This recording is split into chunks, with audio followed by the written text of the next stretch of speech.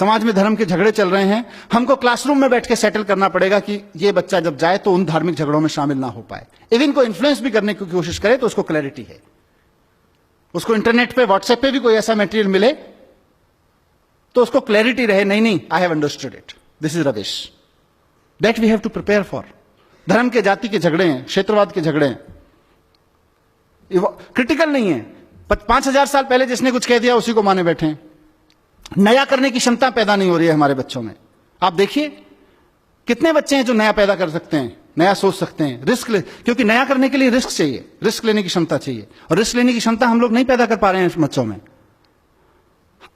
क्योंकि हम जब पैदा कर पाएंगे तो हमारी क्लास में पढ़ने वाले 40 बच्चों में से कम 38 के बीच होनी चाहिए। अभी तो 38 में से 40 में से 2 के बीच है, उसके बहुत सारे और संयोग कारण हो सकते हैं। क्योंकि जब क्लासरूम से रिवॉल्यूशन से पैदा होगा, कॉन्फिडेंस पैदा होगा, नया करने की जिजीशा पैदा होगी, हिम्मत पैदा होगी, तो वो 40 में से 38 बच्चों की में पैदा होगी कम से कम। और उसका नतीजा क्या हो रहा है? एक नेशन जो अपने आप में कॉन्फिडेंट नहीं है, एक सोसाइटी जो अपने आप में अपने थॉट्स पे कॉन्फिडेंट नहीं है, अपने थॉट्स के प्रति क्रिटिकल, अपनी कन्वेंशंस के प्रति क्रिटिकल नहीं है, कुछ नया करने की हिम्मत नहीं जुटा पा रही है।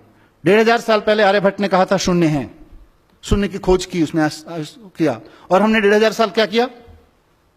हमने 1500 साल गाना गाया, जब जीरो दिया मेरे भारत ने दुनिया को तब गिनती आई। हमने गाना गाया, और उसी शून्य का 1500 साल पहले जिस हिंदुस्तान ने शून्य का आविष्कार किया, उसी शून्य का इस्तेमाल अमेरिका और यूरोप के साइंटिस्ट ने करके पूरा साइबर वर्ल्ड उस शून्य में खड़ा कर दिया। हम गाना गाते रह गए, जब जीरो दिया मेरे भारत ने दुनिया को तब गिनती आई। उन्होंने साइबर वर्ल्ड खड़ा कर दिया। आज वो ट्विटर चलाते हैं, फेसबुक चलाते हैं, गूगल चलाते हैं, यूट्यूब चलाते हैं, हम अपने लड़के लड़कियां नौकरी करने भेजते हैं उनके यहां पे, और हम कहते हैं कि हम तो बहुत महान देश थे पहले से। हम अच्छा हमने किया है, काफी कुछ किया है, ऐसा नहीं है कि एजुकेशन में कुछ नहीं हुआ। मैं with due respect to every educator मैं कहना चाहता हूं कि एजुकेशन की आज तक की बहुत अचीवमेंट हैं।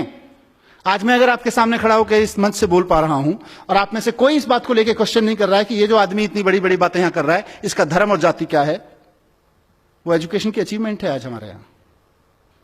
आज आपके सामने कोई आदमी इंटरनेट यूज करता है और आपके मन में कभी भी यह सवाल नहीं उठता, मतलब आपके माने समाज के मन में, समाज में किसी के मन में यह सवाल नहीं उठता है कि इंटरनेट यूज करने वाले की जाति क्या है, जरा पूछ के तो देख लें, इस जाति के लोगों की हिम्मत कैसे हुई इंटरनेट यूज करने की। आज ये क्वेश्चन नहीं बचा है समाज में, वो एजुकेशन की वजह से है। 500 साल पहले गुलाम खरीदना और रखना या गुलाम की तरह बिकना समाज की स्वीकृति में था। आज कोई भी व्यक्ति इस बात को स्वीकार करने को तैयार नहीं है अपने सामने किसी गुलाम को बिकते हुए देखकर। खुद के लिए गुलाम होकर बिकना या खुद के लिए गुलाम खरीदना तो अलग छोड़ दीजिए, ये एजुकेशन की अचीवमेंट है। लेकिन जहां नहीं पहुंचे वहां का चर्चा करना जरूरी है। जो छूट गया एजुकेशन से वो बहुत क्रिटिकल है और वो बहुत स्लो है। इसीलिए मैंने कहा हम अतीत के गुणगान में बहुत लग गए हैं। हिंदुस्तान की सबसे बड़ी प्रॉब्लम यही है कि हम अतीत का गुणगान बहुत करते हैं। हमारे यहां आर्यभट्ट हुए थे, अरे सर जी आर्यभट्ट हुए थे, उसके बाद हमने क्या किया? आर्यभट्ट तो होके चले गए।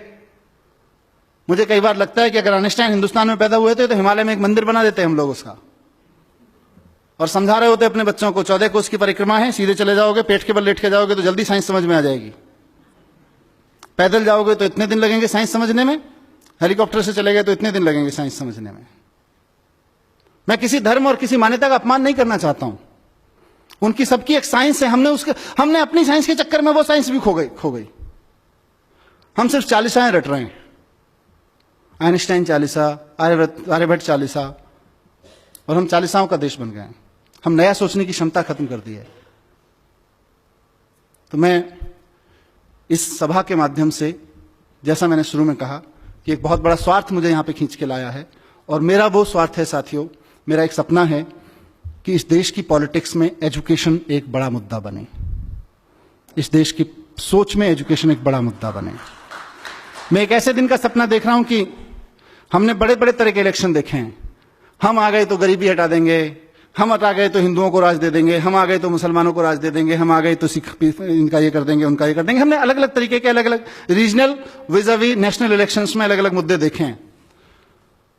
मैं चाहता हूं कि इस देश में इस बात पर डिबेट हो और पॉलिटिकल पार्टीज आके खड़ी हों और कहें कि अगर हम आ गए तो हम एजुकेशन को यहां लाके खड़ा करेंगे, उस पर इलेक्शन लड़े जाएं। गलत सपना तो नहीं देख रहा जी? इस सपने को मैं अकेला नहीं सच कर सकता। इस सपने को मैं आप जैसे लोगों के साथ मिलकर सच कर सकता हूं। इस सपने को सच करने के लिए मुझे क्या मतलब, हमें एज ए नेशन हम लोगों को एक बहुत बड़ी डिबेट की जरूरत पड़ेगी, बहुत बड़े डिस्कोर्स की जरूरत पड़ेगी। जो अलग अलग डिस्कोर्सेज में उलझे हुए लोग हैं, फंसे हुए लोग हैं, उनको सबको लाके इस प्लेटफॉर्म पे, इस पैराडाइम पे लाके खड़ा करने की जरूरत पड़ेगी। आइए बाद में बात कर लेंगे तुम्हारे धर्म के झगड़ों के बारे में, आइए पहले एजुकेशन के बारे में बात करते हैं। बाद में बात कर लेंगे तुम्हारे फालतू के झगड़ों के बारे में, आइए पहले एजुकेशन के बारे में। एजुकेशन के कंटेंट से लेके उसके पर्पस तक पे बात करनी पड़ेगी। उस सब के लिए एक बड़े एजुकेशन रेवोल्यूशन, एक बड़े एजुकेशन के आंदोलन की जरूरत है, जो क्लासरूम में भी चलेगा। क्योंकि सबसे बढ़िया चीज इसमें यह है कि आपके पास में जंतर मंतर सजा हुआ है।